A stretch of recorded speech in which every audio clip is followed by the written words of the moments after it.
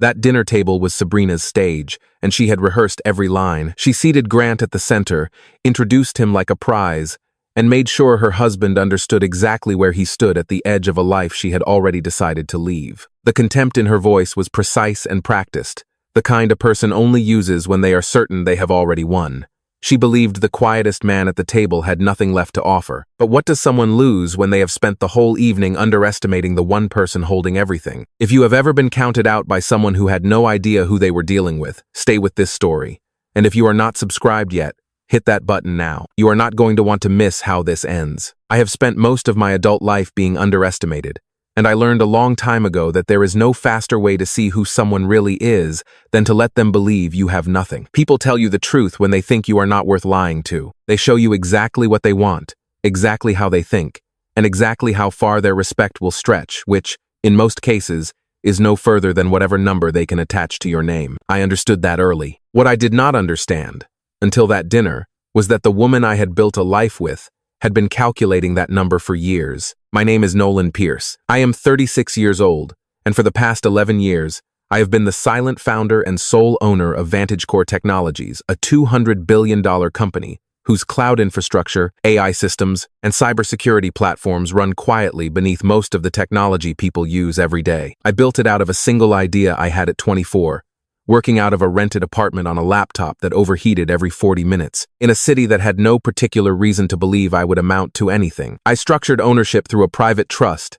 and a layered series of parent companies, which means my name has never appeared in a press release, never been attached to a product announcement, and never shown up in any profile that a curious person could search for on a Sunday afternoon.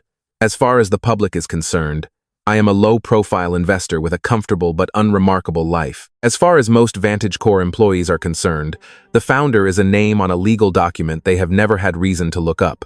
That was exactly the way I wanted it. The reason I built it that way was simple, and it had nothing to do with privacy strategies or corporate security.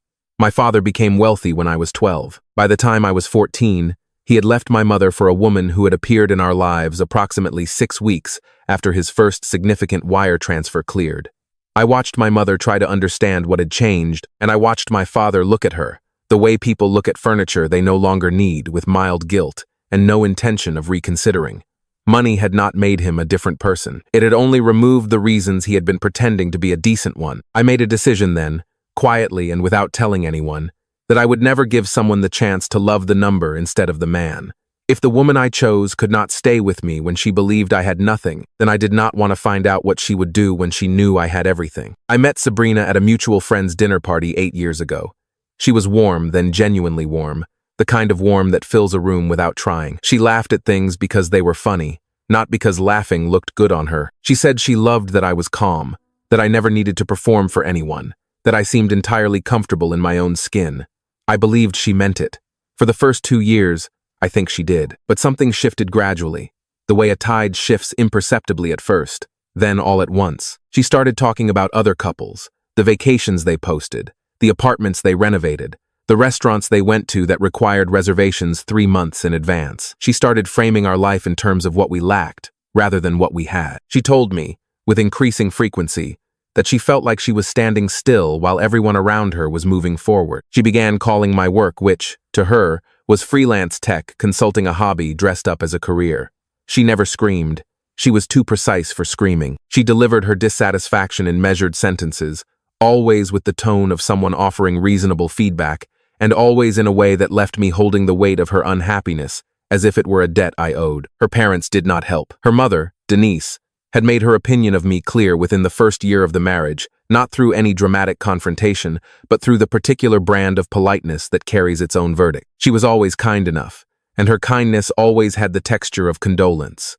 Her father, Raymond, was more direct. He once told me, at a family barbecue, that he respected people who could translate intelligence into results. He looked at me when he said it, which told me everything I needed to know about what he considered a result. Her brother, Tyler, simply treated me like a guest who had overstayed his welcome present, tolerated, never quite part of the family. I had noticed, in the months before that dinner, that Sabrina had changed her patterns. She came home later than she used to. She kept her phone screen tilted away from me in a way that was just casual enough to seem unconscious. She brought home a gold necklace I had never seen before, a pendant that caught the light in a way that suggested it had not come from anywhere inexpensive, and when I asked about it, she said a friend had given it to her as a birthday gift. Her birthday had been 8 weeks prior. I noticed all of it. I said nothing, because I was still telling myself there was a version of events that did not require me to end something I had spent 5 years building. Then she called me on a Tuesday afternoon and said she wanted us to have dinner together that weekend, the whole family, a nice restaurant downtown, and there was someone she wanted me to meet. She said it with the energy of a person doing me a favor. She said this person could show me what it looked like when ambition was taken seriously. Her exact words. I wrote them down in my head the way you write down something you know you will need later. The man she wanted me to meet was Grant Mercer. She told me his name the evening before the dinner, casually, as if it were an afterthought. The moment I heard it, something quiet moved through me. I knew that name, not because I had any personal history with him, but because Vantage Corp has tens of thousands of employees across multiple continents, and every one of them has a file. Grant Mercer was a regional director of product strategy, a mid-level position with a generous title and a budget that, according to internal audits I had glanced at months earlier, showed a pattern of irregularities that had not yet been formally investigated. There was also a complaint from a female engineer on his team that had been filed 9 months ago and had somehow not moved forward. I had not asked why it had stalled. I had other things on my mind at the time. Standing in my kitchen the night before the dinner, I found myself asking that question for the first time. Sabrina had told me Grant was one of the most powerful people at Vantage Corp, that he had a direct relationship with the company's founder, and that he was on the verge of being appointed to the global executive board. She said this with the confidence of someone repeating something she had been told many times by someone she trusted completely. I understood then that Grant had been performing for her, building a version of himself out of proximity to a name he had never actually met, and I understood why she had arranged this dinner. She was not trying to help me. She was offering me a mirror. She wanted me to sit across from the man she had chosen instead of me and understand, without anyone having to say it directly, that I had already lost. The restaurant was the kind of place where the lighting is expensive and the menu has no prices, because the assumption is that if you need to ask, you cannot afford to be there. Sabrina had made the reservation, chosen the table, and arranged the seating. I was placed at the far end, near the wall, in the position you put someone when you want them to watch but not participate. Grant sat at the center of the table, as if he had always occupied that space, relaxed, loud in the way confident men are loud, taking up room without apology. The conversation moved quickly from pleasantries into performance. Grant talked about Vantage Corp the way a person talks about a house they are borrowing for the weekend, as if his proximity to it constituted ownership. He described the company's upcoming initiatives with the ease of someone who expected to be believed.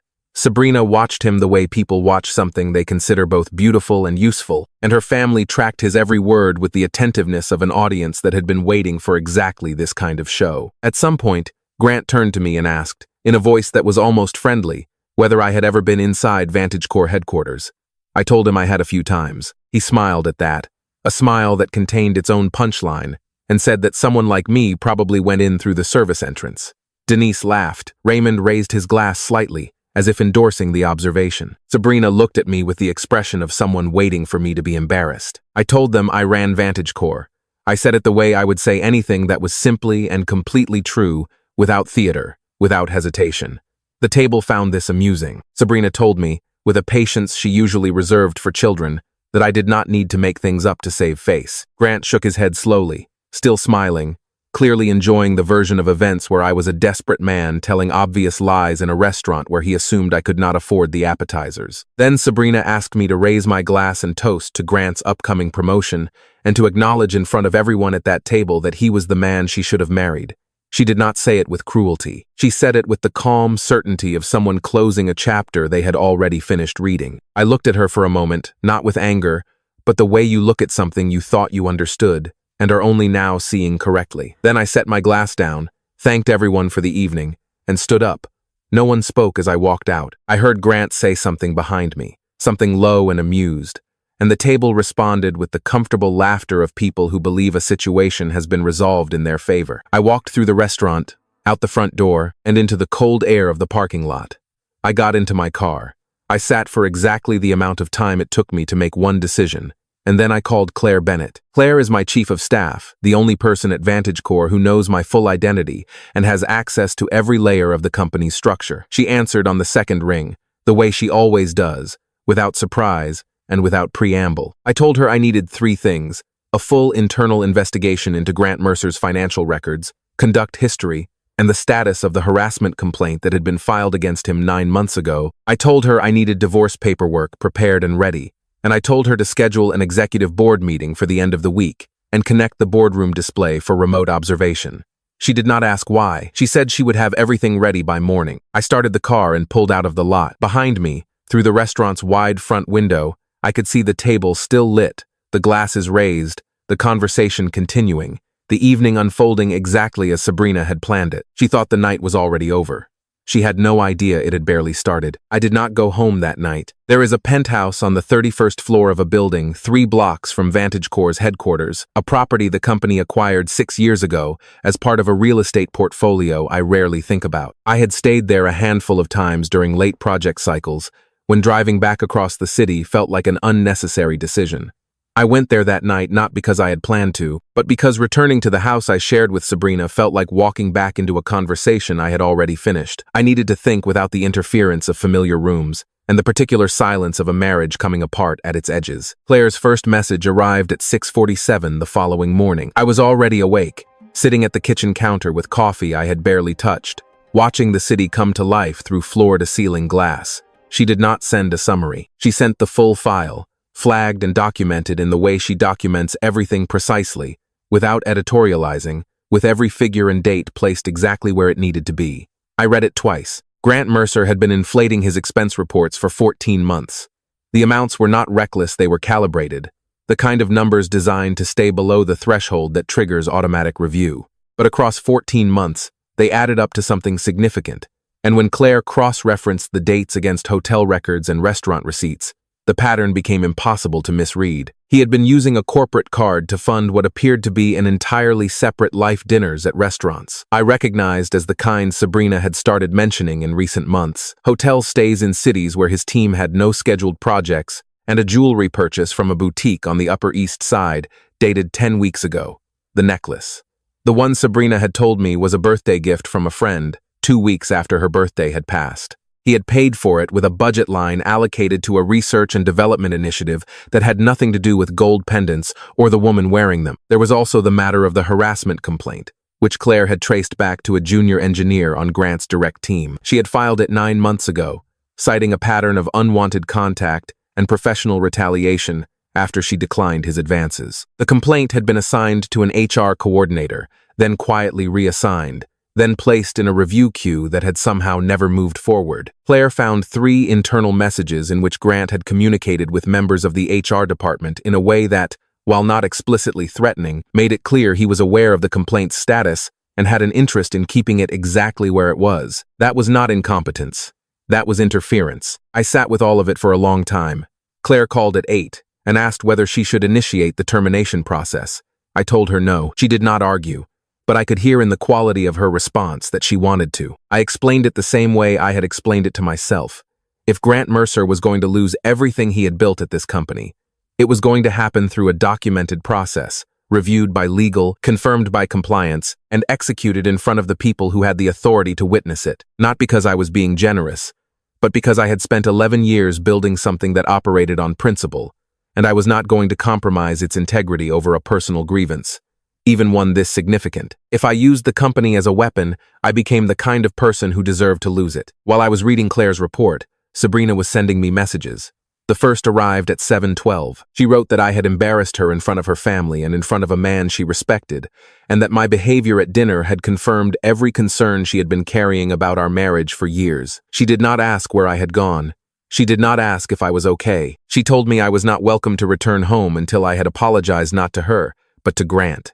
She used the word owed. She said I owed Grant an apology for the scene I had caused. I read that message and understood, with a clarity that felt almost peaceful, that Sabrina had not considered for a single moment that what she had done might require an apology of its own. In the version of events she was living inside, the only person who had behaved badly at that table was me. I did not respond. I asked Claire to send the invitation instead. The invitation went out from the office of Vantage Corp's founder, a designation that, to anyone inside the company, carries a weight that is difficult to overstate. In 11 years, that office had issued fewer than a dozen direct invitations. Grant received his on a Thursday afternoon, requesting his presence at an executive dinner on the top floor of Vantage Corp headquarters that Saturday evening. The message said only that senior leadership wished to recognize outstanding contributions within the organization, and that his attendance was expected. Claire told me later that he had forwarded the message to 3 colleagues within 20 minutes of receiving it, with a note that suggested he already knew what it meant. He called Sabrina,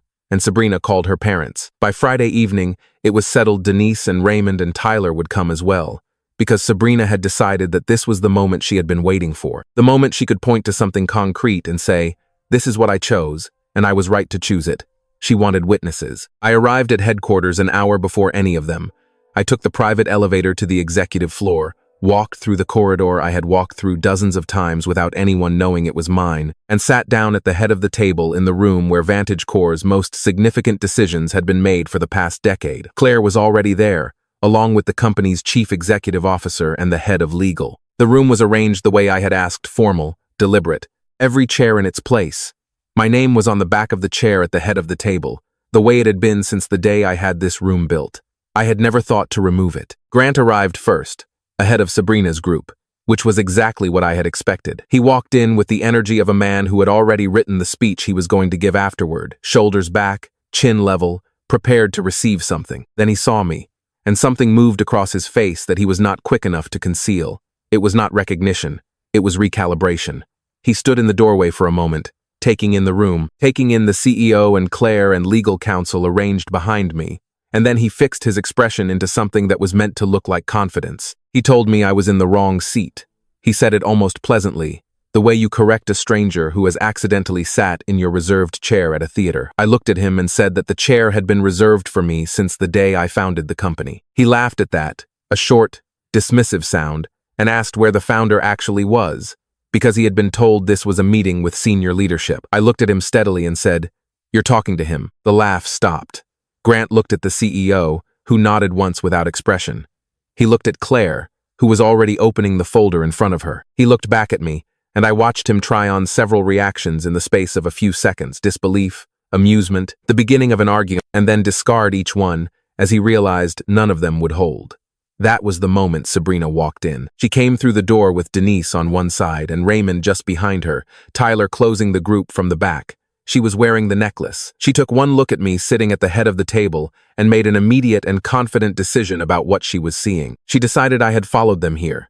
She decided I was desperate and humiliating myself in front of Grant's colleagues, and she crossed the room with the purpose of someone who had been waiting for an opportunity to correct a situation that had gone on too long. She called me an embarrassment. She said I had tracked them down like someone who had run out of every other option.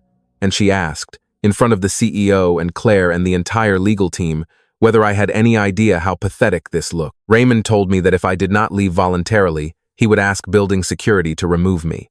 I told him that building security did not remove people from places that belonged to those people. Raymond looked at me the way he had always looked at me, with the patient contempt of a man who has never once considered the possibility of being wrong about someone. Then Claire placed the founding documents on the table: the ownership certificates, the original patent filings, the trust structure paperwork with my name on every page. The CEO said, quietly and without theater, "Should we proceed, Mr. Pierce?" He used my name the way people use it when it means something, not as a social formality, but as a designation. Sabrina heard it. She looked at the documents. She looked at the CEO. She looked at me. The shift in Denise happened fastest. Within 30 seconds of understanding what the paperwork meant, she was calling me by my first name with an affection she had never once shown in 5 years of holidays and family dinners. Raymond said that any offense he had caused was a result of misunderstanding, and that surely we were all adults here. Tyler said something about how they had always believed in me, which was so thoroughly untrue that I had to look away to keep my expression even. Sabrina did not apologize. Instead, she pivoted quickly, and with a kind of instinctive precision to the argument that I was the one who had deceived her. She said that if she had known, she never would have turned to Grant. She said my choice to hide what I had was what had driven her away. She stood in the middle of the room and constructed a version of events in which she was the injured party, and she delivered it with enough conviction that I could tell she half believed it. The room was very quiet while she spoke, and then Grant, who had been standing near the window saying nothing, turned to her and said that she had told him repeatedly that her husband was a struggling consultant on the verge of being asked to leave the family home. He said he would not take the blame for acting on information she had provided. Sabrina turned on him immediately. What followed was not an argument so much as a controlled demolition, two people dismantling a shared fiction piece by piece, each one trying to make sure the rubble landed on the other side. I watched it without intervening. There was nothing to intervene in. The relationship had not survived the moment the money became real, which told me everything I needed to know about what the relationship had actually been built on. I looked at Sabrina not with anger, and not with the grief I had expected to feel, but with something closer to recognition. The woman I had fallen in love with 8 years ago had been warm without trying, and laughed because things were actually funny. I did not know anymore whether she had ever fully existed, or whether I had filled in the outline of her with things I wanted to believe. What I knew was that the woman standing in this room had not come back because she missed me. She had come back because $200 billion had just changed the math. Behind the main chair, the large display screen that Claire had connected the previous morning came to life. The Vantage Core Board of Directors, the Compliance Committee, and the Legal Oversight Team appeared in a grid of faces, all of them watching. This was not a surprise to me. I had activated the protocol Thursday night from the parking lot of the restaurant, when I told Claire to schedule the board meeting and enable remote observation. Under company governance rules, any proceeding involving potential termination for cause at the director level required board oversight. I had simply scheduled it to happen here, in this room, tonight. No one else had known in advance. Sabrina understood, in the moment the screen lit up, that what was happening was no longer a family argument or a private confrontation. Every word spoken in this room, every sentence she had delivered and every choice she had revealed had been witnessed by the people who ran the company she had spent the last several months trying to attach herself to through a man who had lied to her about everything. There was nowhere left to go. There was no version of this that she could reframe on the drive home. She looked at me, and for the first time that evening, she did not seem to know what to say. The room had gone completely still. Not the kind of stillness that comes from shock, though there was shock in it, but the kind that comes when every person present simultaneously understands that the situation has moved beyond the point where anything they say will change its direction. Sabrina was standing near the center of the room. Grant was by the window. Raymond and Denise had taken seats without being invited to, the way people sit down when their legs stop feeling reliable. Tyler had not moved from the doorway. On the screen behind me, the board members and compliance committee waited without expression, the way people wait when they are being professional about something deeply uncomfortable. I looked at Claire and gave her a single nod. She opened the folder she had been holding since Grant arrived and began reading. She did not editorialize. She did not raise her voice or slow down for effect. She read the findings the way a person reads a document that has been prepared carefully and does not require assistance to make its point.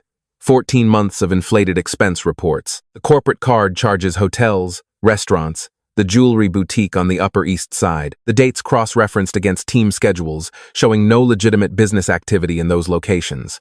The research and development budget line from which the necklace purchase had been drawn. The name of the project it had been allocated to, and the amount that had been quietly redirected. Sabrina's hand moved to her throat without her seeming to realize it. Claire continued. The harassment complaint filed by a junior engineer on Grant's direct team 9 months ago. The reassignments and the review queue that had never advanced. The 3 internal messages in which Grant had communicated with members of the HR department in a way that the compliance team had now formally characterized as interference with an active investigation. She read the relevant portion of the last message aloud, and the room absorbed it without comment. Grant had been quiet through most of it.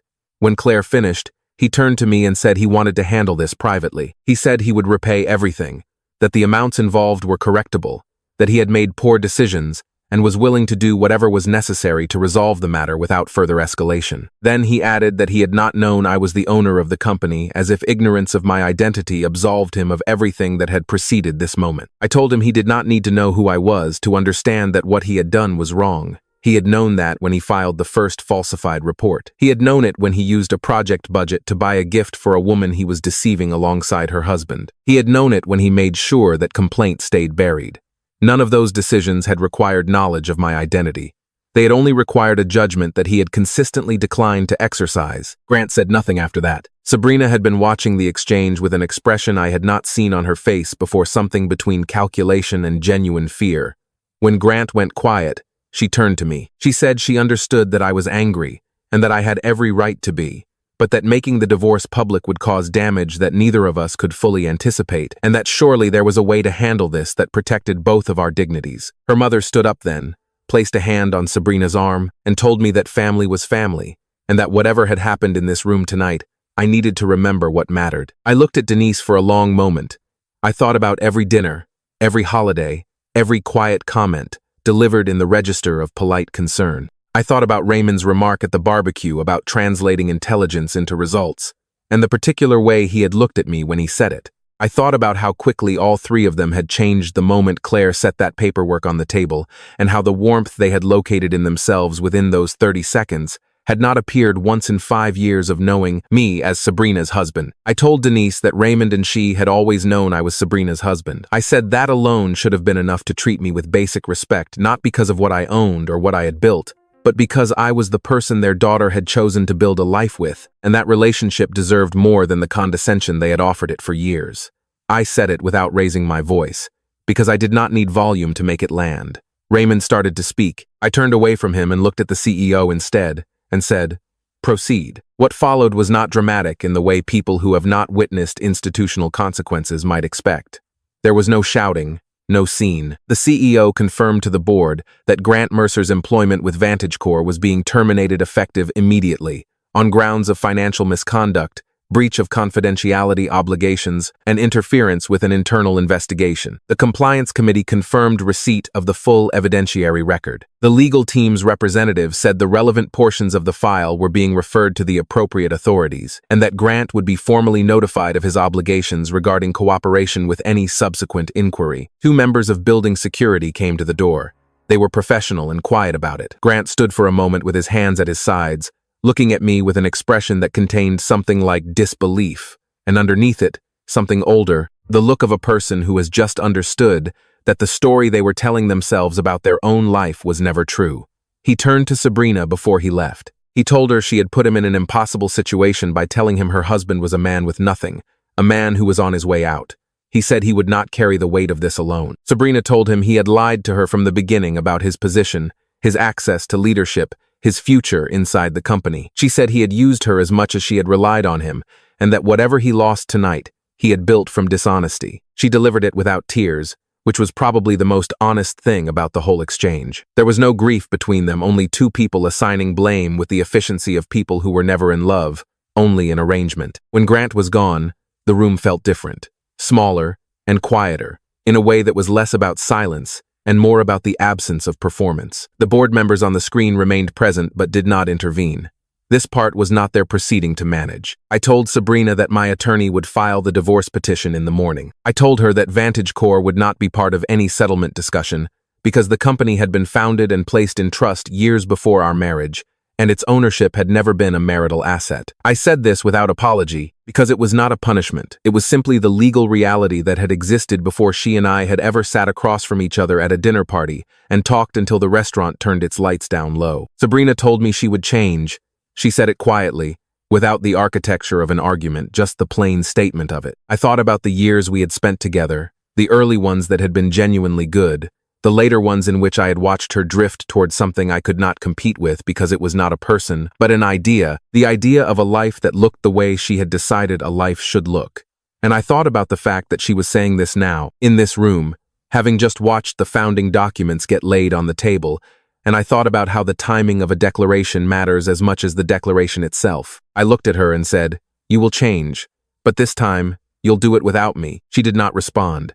There was nothing left to say that would have altered anything, and I think she knew that. I turned to the CEO, told him I would be in touch the following week to discuss the compliance matter's next steps, and thanked Claire, who closed her folder, and met my eyes briefly in the way she does when she wants me to know that something has been handled correctly. Then I walked to the door and left, not quickly, not with any gesture toward drama. Simply the ordinary act of a person leaving a room they are finished with. The elevator ride down was quiet. The lobby was nearly empty at that hour, just a security desk, and the ambient hum of a building that does not stop regardless of what happens inside it. I walked out through the front entrance and stood for a moment on the sidewalk, in the cold air that had been cold every night that week. I drove back to the penthouse. From the 31st floor, the city looks the way it always looks at that hour, lit from within, moving at the pace of a place that does not fully stop. Somewhere below me, the infrastructure I had spent 11 years building was doing what it always does: processing, transmitting, securing, connecting. Systems that had started as lines of code written in a cold apartment were now threaded through the daily lives of millions of people who would never know my name, and that had always been exactly the arrangement I preferred. Grant had lost his career the way people lose things they never should have had, not through bad luck, but through the accumulated weight of choices that assumed consequences would never arrive. Sabrina had lost a marriage, not because she had been kept in the dark about my finances, but because she had made her most important decision who she believed was worth staying for during the period when she thought I had nothing. That was the version of herself she had shown me, clearly and without ambiguity, and there was no version of events in which I could unknow it. I had not lost a loving wife. What I had done was spend years believing I was protecting something real by keeping a secret, and what I had actually been doing was giving something real the time it needed to show me what it was. The secret had not cost me the marriage. The marriage had simply finished becoming what it had been moving toward for a long time. I stood at the window until the city outside settled into the quieter rhythm of the early hours. I did not feel the satisfaction I might have expected. I did not feel the grief I had been bracing for all week. What I felt was something closer to resolution, not the dramatic kind, not the kind that arrives in a flash of confrontation, but the quiet kind that settles in when you finally stop holding a door open for something that was never going to walk back through it. There is a version of this story where the moral is about money, about what wealth reveals in people and what it conceals, but I do not think that is actually what happened here. Money did not change Sabrina. It only removed the uncertainty that had kept her behaving as though she might be wrong about me. The way she treated me when she thought I had nothing, that was always the truth of it. Status can change the way people treat you, but the way they treat you when they believe you have nothing, that is who they actually are. And maybe that is the part worth holding on to, not just in a story like this, but in your own life. The people who show up for you when there is nothing obvious to gain, the ones who treat you with decency before they know what you are worth, those are the ones that matter. If this story meant something to you, share it with someone who needs to hear it. And if you have not subscribed yet, now is a good time. There are more stories like this one coming, and you do not want to come in halfway through.